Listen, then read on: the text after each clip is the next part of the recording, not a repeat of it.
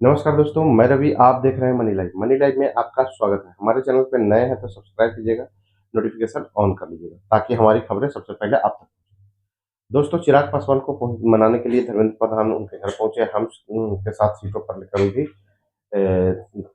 जीत बरकरार है। एनडीए के बीच सीटों से एनडीए में सीट शेयरिंग का मामला जो है चिराग पासवान और हम ने उलझा दिया है। मंगलवार को भाजपा की टीम चिराग पासवान को मनाने दिल्ली स्थित उनके आवास पहुंची। वहां पर उनसे भेंट हुई। बिहार प्रभारी केंद्रीय धर्म मंत्री धर्मेंद्र प्रधान और लोजपा के राष्ट्रीय अध्यक्ष रामविलास पासवान से मिले। बिहार प्रभारी विनोद तावड़े बिहार प्रभारी विनोद तावड़े, स्वास्थ्य मंत्री मंगल पांडे भी साथ में थे। सीट शेयरिंग पर 40 मिनट तक बैठक चली। लोजपा आर ने लोकसभा चुनाव में 100% स्ट्राइक रेट के साथ दल को मिले मत के प्रतिशत के आधार पर सम्मानजनक सीटें की मांग की। प्रधान ने सीटों का एडजस्टमेंट करने का भरोसा कर दिया है।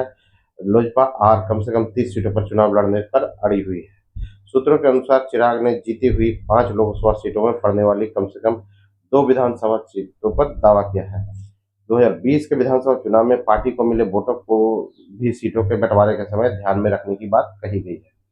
इधर देर रात पटना पहुंचे चिराग ने कहा कि अभी कुछ भी बोलना ठीक नहीं है। भाजपा जदयू की सीटों पर भी चिराग की नजर बनी हुई है। चिराग ने पार्टी की मांग के बीच भाजपा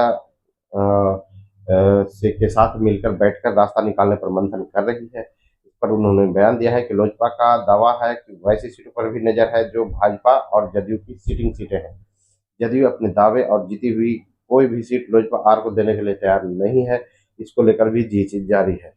इस कारण चिराग पासवान के साथ सीट शेयरिंग में थोड़ी सी मुश्किल आ रही है। जदयू किसी भी हाल में अपनी जीती हुई सीटें छोड़ने को तैयार नहीं। वहीं 2 नंबर पर आई हुई सीटें भी लगभग जदयू शायद ही कोई छोड़ने को तैयार है। और चिराग पासवान जदयू की कई जीती हुई सीटें भी मांग रहे हैं। उसके लेकर भी जीत जारी है। तो आगे क्या फैसला होता है ये आने वाले समय में पता लगेगा। तालमेल में समस्या नहीं होगी, घोषणा जल्द होगी, ये हालांकि संजय झा ने कहा है। इधर दिल्ली में चिराग और भाजपा के बीच बातचीत पर जदयू की शीर्ष टीम नजर बनाए हुए है। चिराग से बातचीत की कमान भाजपा नेताओं के पास है। सूत्रों के अनुसार जदयू और भाजपा बराबर उम्मीदवार उतारेंगे।